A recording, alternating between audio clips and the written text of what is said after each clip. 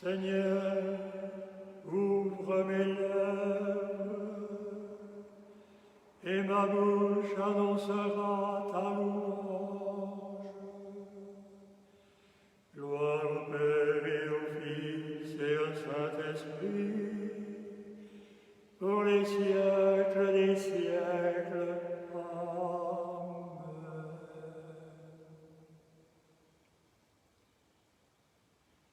Frères et sœurs, bonjour. Nous venons de proclamer une fois de plus, en ce merveilleux temps pascal, la résurrection de Jésus. Christ est ressuscité. Il est présent sur nos chemins d'hommes et de femmes. Il y verse son amour. Il nous comble de son esprit vivant de ressuscité. Il nous conduit. Il est la vie, le chemin. Il nous conduit à la vie. Et bien que notre cœur continue aujourd'hui à chanter, à louer, à bénir le Dieu de toute éternité, qui accomplit en Jésus sa promesse et qui nous le donne aujourd'hui pour accomplir son dessein d'amour sur toute la création et chacun d'entre nous. Chantons le projet de Dieu, glorifions le Seigneur avec le psalmiste de Jérusalem, avec tous les croyants de la terre,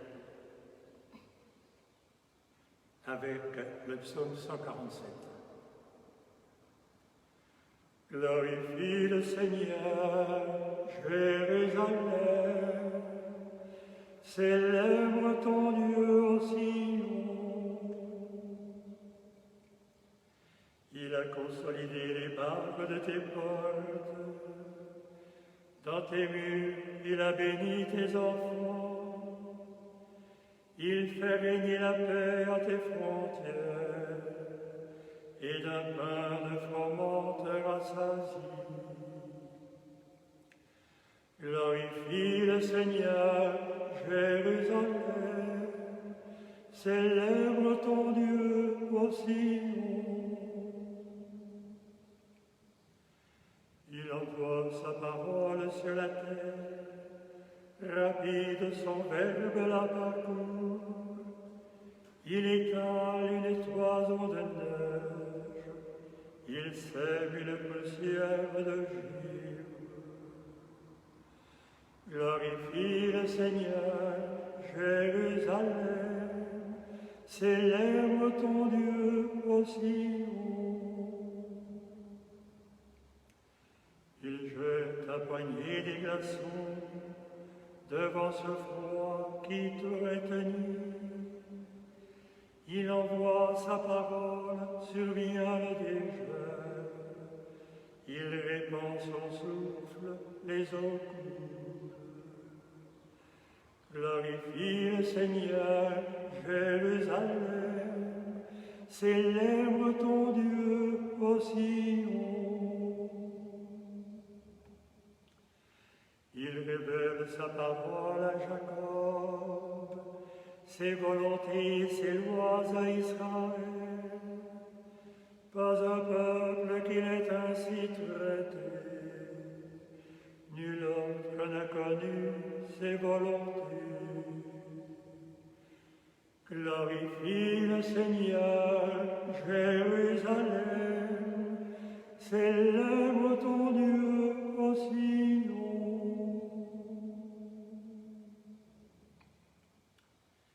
Frères et sœurs, Jérusalem, Sion, c'est bien sûr nous aujourd'hui. Nous sommes la cité sainte, le peuple de Dieu, appelé à chanter la gloire de Dieu, lui qui crée le monde, lui qui crée cette nature merveilleuse, ensoleillée aujourd'hui, lui qui nous la donne, qui l'a créée pour une humanité sur laquelle elle a un projet fou, un projet complètement fou, de faire de sa créature préférée au sein du monde, et avec elle du monde entier, son fils, sa fille, pour pouvoir les combler de son amour et de sa vie. Quand saint Paul dans son premier voyage missionnaire, arrive dans la première grande ville d'Asie mineure, comme on disait, mais de la Turquie d'aujourd'hui. Grande ville de 100 000 habitants, un des joyaux de l'Empire romain. Le dimanche, il va à la synagogue et il fait son premier sermon. Nous en avons entendu le début hier. Ben oui, Saint Paul, il est invité par le président de l'Assemblée à se lever et il lui dit « Mais parle-nous, quelle est donc la bonne nouvelle qui te vient annoncer parmi nous ?» Alors Paul se lève et se gratte la tête et il se dit « Mais il faut que je leur annonce Jésus, mort et ressuscité. Comment vais-je leur parler de Jésus? Il ne faut pas qu'il leur apparaisse comme un météore, quelque chose qui tombe du ciel, qui vient de ne sait où, et qui ne correspond à rien de nos vies humaines, une espèce d'extraterrestre. » Alors il leur montre, dans la première partie de son sermon, combien Jésus est le fruit de la promesse. Le fruit de la promesse faite par Dieu à son peuple et à l'humanité depuis toujours. Le fruit du projet de Dieu dans toute sa création d'appeler l'humanité, de la sauver, de la conduire sur des chemins de vie pour faire de l'homme, de la femme, des enfants, pour faire de l'humanité son fils vivant de sa propre vie. Depuis le commencement, oui, dit Paul, Dieu poursuit ce projet et il le poursuit dans le cœur des hommes, d'hommes concrets. Il leur dit, mais c'est vos ancêtres. Dieu a déposé cette promesse particulièrement dans le cœur de vos ancêtres, vos grands ancêtres, Moïse, Samuel, tous les prophètes, les juges, tous ceux qui ont conduit le peuple, et David, le roi bien-aimé, l'homme au cœur selon Dieu. Eux, ils ont compris quelque chose de ce projet. Ils ont commencé à l'accomplir. Ils ont déjà vécu sans le connaître de Jésus, mais ils l'attendaient. Et Saint Paul dit cette phrase extraordinaire. Dieu, pour accomplir sa promesse, a fait sortir, il a tiré le Fils, il a tiré le Christ de cette descendance d'hommes justes et bons. Il a fait sortir le Christ de la terre. Non, le Christ ne tombe pas du ciel, il est le fruit de nos attentes, comme il est le fruit de la promesse de Dieu. Il est le fruit de notre amour, de notre désir de bonheur, de vie humaine entre les humains. Et Dieu nous le donne afin de nous sauver totalement et définitivement pour nous combler de sa vie. Mais comment? Et c'est là que Paul en arrive au cœur de son sermon, qui devrait être le cœur de tous les sermons d'ailleurs. Il leur dit, vous frères, fils de la lignée d'Abraham, et ceux parmi vous qui craignent Dieu, c'est à vous que la parole du salut a été envoyée. En effet, les habitants de Jérusalem et leurs chefs ont méconnu ce Jésus, ainsi que les paroles des prophètes qu'on lit chaque sabbat. Or, le jugeant, ils les ont en fait accomplis, sans avoir trouvé en lui aucun motif de condamnation à mort. Ils ont demandé à Pilate qu'il soit supprimé et, après avoir accompli tout ce qui était écrit de lui, ils l'ont descendu du bois de la croix et mis au tombeau. Mais Dieu l'a ressuscité d'entre les morts.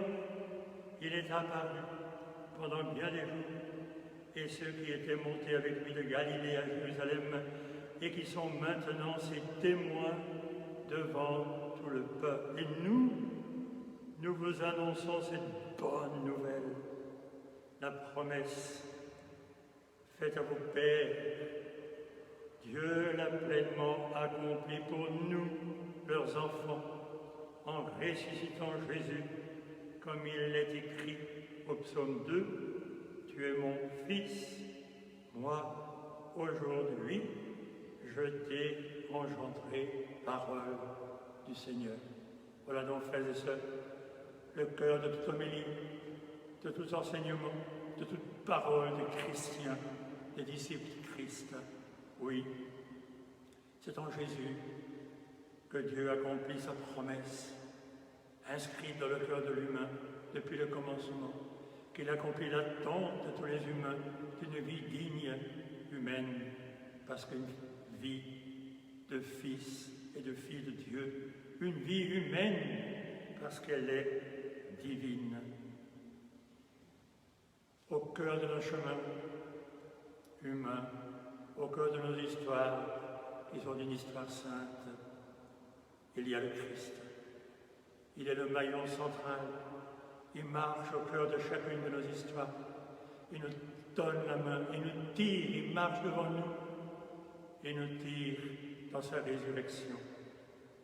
Lui, le Fils, accomplit pour chacun, si nous le voulons, notre destinée, la promesse inscrite dans le cœur de chacun, de faire de nous en lui, accomplir en chacun de nous cette promesse de Dieu, qu'elle devienne vraie pour chacun de nous, que Dieu puisse dire à chacun de nous, tu es mon Fils, moi aujourd'hui, je t'ai engendré. C'est le Christ, mort au mal, à la violence, et ressuscité à la vie, qui est au cœur de chacune de nos histoires, et qui les tire vers le haut, vers le salut et vers la vie, même si nous le refusons, même si nous continuons à le crucifier, même si nous ne le reconnaissons pas, mais tout élan d'amour, de solidarité, tout élan d'espérance, tout signe de vie et d'amour, c'est lui, dans son Esprit Saint, qui en est la source, en tout humain, en chacun des 7 milliards d'humains. Alors je ne veux pas, moi, aujourd'hui, vous parler à la limite, mais vous voyez, j'aimerais vous citer notre bon pape François, dans la première lettre qu'il nous a envoyée, première encyclique, La joie de l'Évangile, son premier texte, 2013, 7 ans. Sa parole inaugurale, par laquelle il voulait lancer l'Église dans la mission de la nouvelle évangélisation, dans l'annonce du Christ ressuscité au cœur de notre monde. Et il y a à la fin de ce texte le dernier chapitre. La conclusion, 5e paragraphe, évangélisateur avec l'Esprit, frères et sœurs. J'aimerais tant que chacun et chacune d'entre vous, vous lisiez, que vous relisiez aujourd'hui même ce texte, ces 24 pages. Ce n'est pas grand-chose, car c'est tout le résumé de l'action du pape François, de l'action qui devrait être celle de l'Église, de la foi, de l'espérance, qui devrait habiter le cœur, les membres, les bras, les pieds de chacun des chrétiens de cette terre. Alors il dit qu'il y a 3 piliers, 3 motivations fondamentales pour tout chrétien, pour toute évangélisation. Le premier, c'est, excusez-moi, la rencontre personnelle avec l'amour de Jésus qui nous sauve. La rencontre personnelle avec Jésus, source de toute vie et de toute ferveur. Le deuxième pilier, le plaisir spirituel d'être un peuple, une communauté, non pas des individus, des chrétiens solitaires qui prient tout seuls dans leur maison, que leur téléphone rouge avec le bon Dieu, mais des chrétiens qui sont des frères et qui vivent le plaisir d'être une famille et de se rassembler et de manger ensemble et de rencontrer ensemble, de fêter ensemble le Christ. Et le troisième pilier, l'action mystérieuse du ressuscité et de son esprit, frères et sœurs. Nous y voici. Permettez-moi de vous lire quelques lignes. Jésus-Christ vit vraiment. Sa résurrection n'est pas un fait relevant du passé. Elle a une force de vie qui a pénétré le monde chaque jour. Dans le monde renaît la beauté qui ressuscite, transformée par les drames de l'histoire. Les valeurs tendent toujours à réapparaître sous de nouvelles formes, et de fait, l'être humain renaît souvent des situations qui semblent irréversibles. Aïe aïe aïe, quelle vérité! C'est la force de la résurrection, et tout évangélisateur est un instrument de ce dynamisme. La résurrection du Christ produit partout les germes de ce monde nouveau. Et même s'il venait à être taillé, il pousse de nouveau, car la résurrection du Seigneur a déjà pénétré la trame cachée de cette histoire. Ça, c'est le mot central.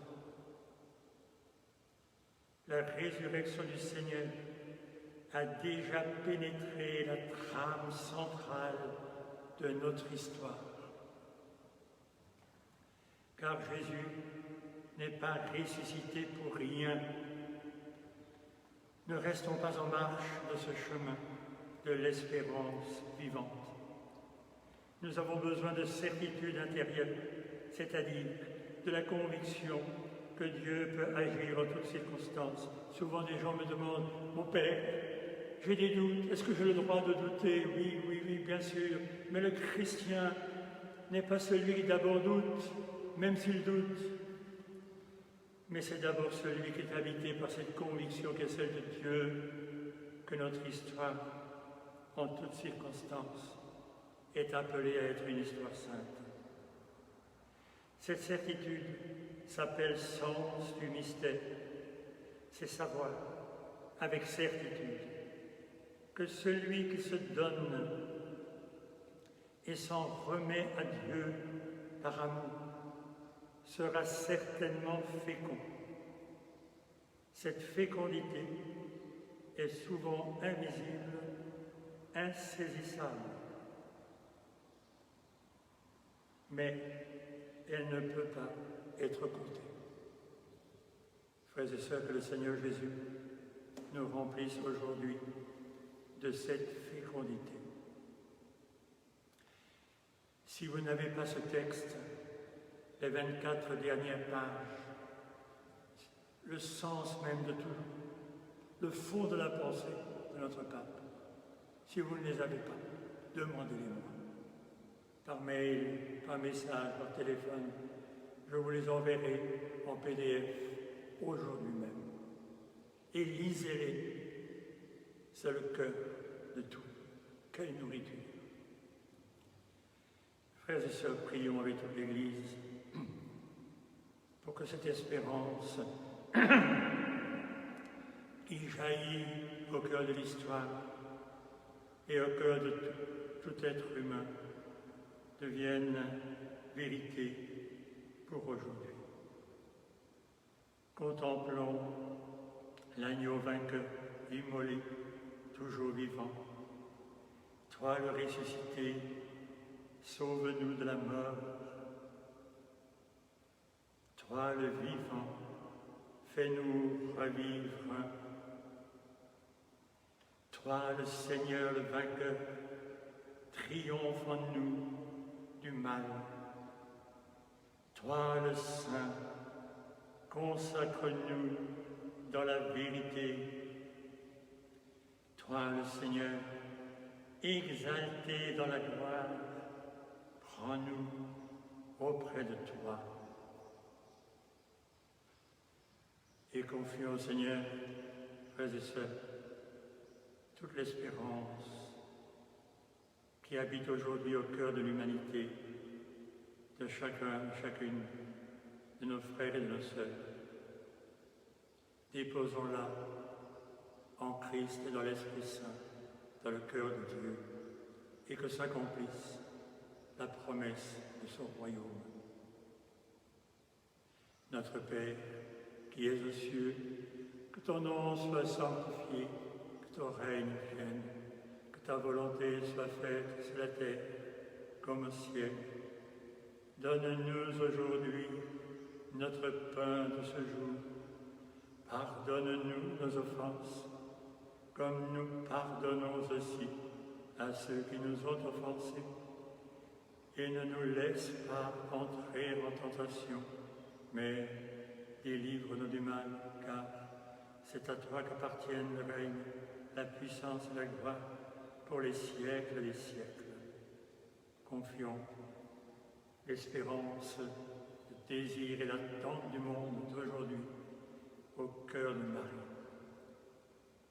Je vous salue Marie, pleine de grâce. Le Seigneur est avec vous. Vous êtes bénie entre les femmes et Jésus, le fruit de vos entrailles, est le béni. Sainte Marie, Mère de Dieu, prie pour nous, tes enfants, maintenant et à l'heure de notre naissance. Amen. Le Seigneur soit avec vous et avec votre esprit, et que le Dieu Tout-Puissant vous bénisse, le Père, le Fils et le Saint-Esprit. Amen. Allez, soyez demeurés, frères et sœurs, tout au long de cette journée, de la paix, mais le cœur debout, réveillé, debout dans l'espérance du Seigneur. Amen. Bonne journée.